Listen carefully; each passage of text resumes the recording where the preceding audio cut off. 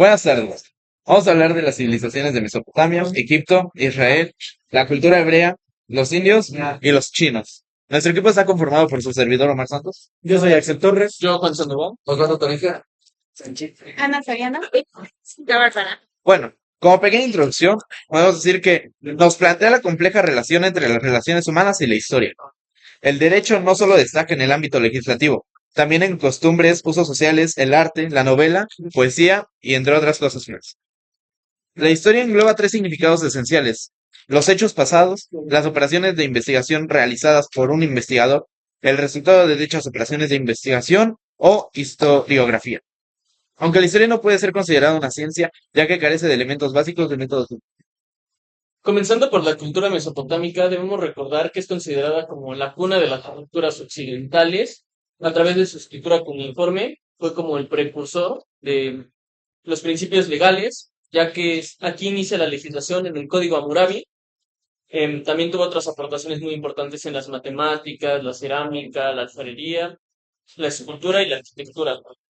El Código Hammurabi estaba conceptualizado por 282 preceptos legales, en los cuales desprendían la jerarquización de la sociedad, un sistema de castas entre hombres libres y esclavos, los salarios honorarios de médicos y constructores, la responsabilidad profesional de los mismos, derecho patrimonial, administración de la justicia, derecho penal, es decir, apelaciones al rey. Y estas penas o delitos se basaban en la ley del talión, que conocemos como el ojo por ojo, el mítico. El mítico ya muy, muy conocido. Que si no. Ahora bien, esta era una figura que se conformaba, que era politeísta, es decir, adoraba a varios dioses. Entre los más importantes estaban Ishtar y Marduk. Ahora bien, Mesopotamia significa país entre ríos, que está situado entre el Tigris y el Éufrates. Se trató de una zona fértil, regada por ríos, donde nacieron distintas culturas, 108 para ser específicos, en las cuales se encuentran los sumerios, los semitas y los indoeuropeos. Gracias a esto se produjo una gran cantidad de culturas y estilos, una diversidad muy importante, que a su vez pues terminó tras varios imperios en los que podemos destacar el imperio persa, el imperio Akkad, el imperio asirio. Con el ya mencionado imperio asirio fue en el que terminó la cultura mesopotámica, dando paso a la cultura egipcia. Sí, bueno, la cultura egipcia, pues, es la posibilidad de sus pirámides, llamadas Kep, Kefren y Miseria. Gracias a ellos fueron de las más relevantes en toda la historia. Era una religión politeísta que se regía por dioses, que eran Ra, Anubis, los más importantes que se han visto en toda la historia. Pues, su ubicación geográfica es en Egipto, pues gracias al río Nilo, pues se diversificaban y se dividían en dos partes.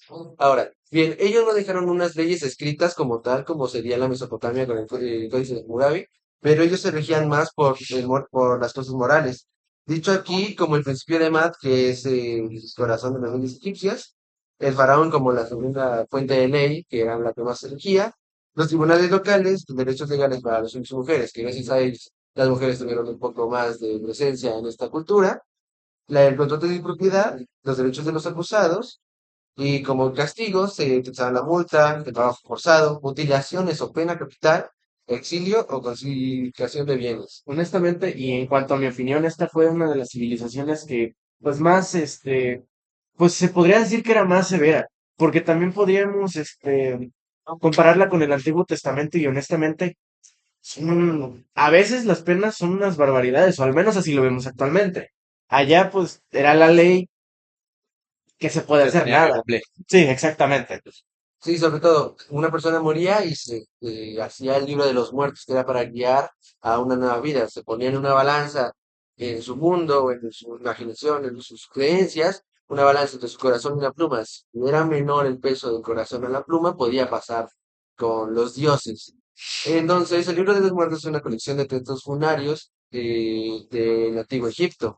También hay que tener en cuenta que se dividió entre sus imperios, que es el antiguo imperio, que es del 2666 a.C. al 2181 a.C., el segundo imperio y el nuevo imperio.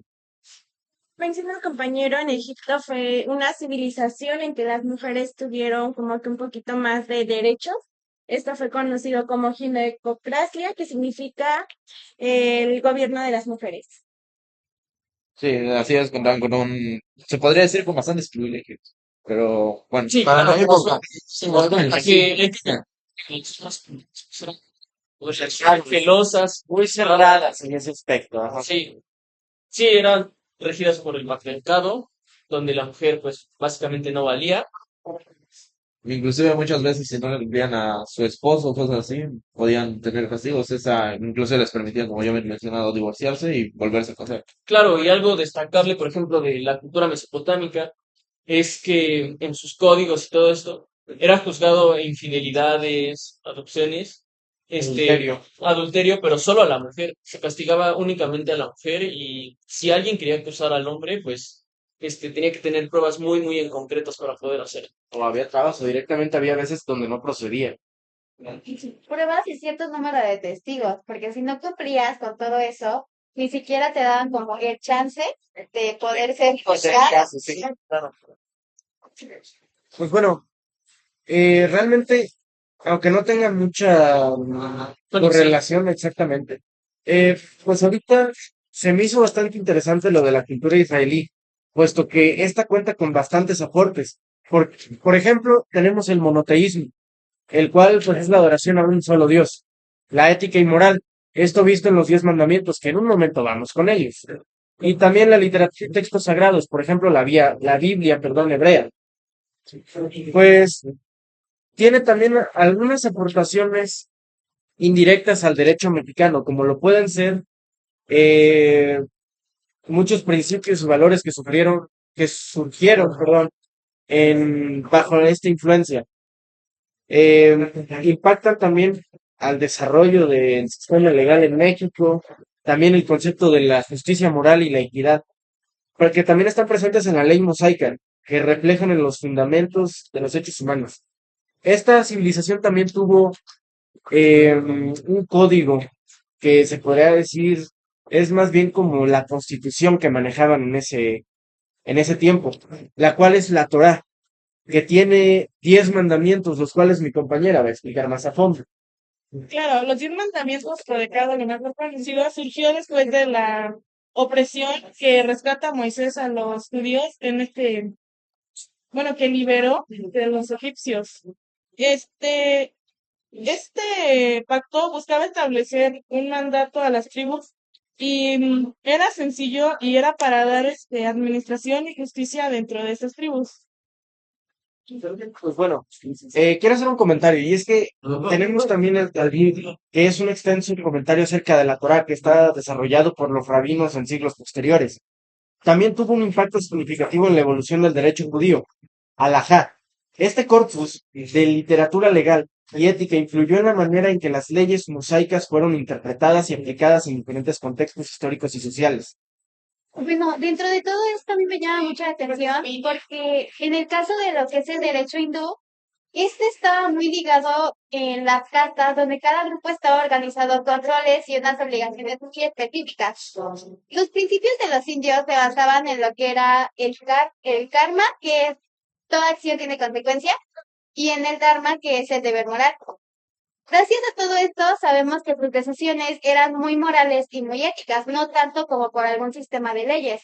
Aunque sus principales fuentes de derecho son textos sagrados, entre los cuales encontramos los Vedas, y el más importante hasta ahora es que el Código Manú, el cual era como un conjunto de instituciones basadas en la ética, en la religión, eran morales y eran jurídicas, y en las cuales se establecían como objetivos de el deseo y la liberación. El código de Manú se dividía en 12 libros que hacían referencia a la familia, al rey, a los militares, a los jueces y a lo que hoy conocemos como el derecho público y privado, además de los deberes y las penas que la población debía de tratar.